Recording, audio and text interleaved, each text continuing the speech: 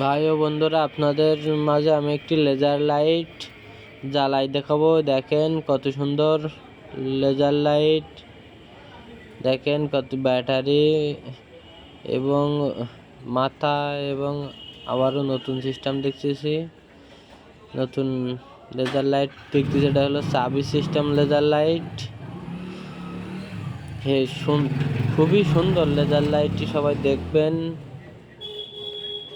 দেখেন কিভাবে লাগাই, দেখেন কিভাবে লেজার লাইট লাগাই, দেখেন দেখেন ভাই বন্ধুরা, কি কত সুন্দর সিস্টেম।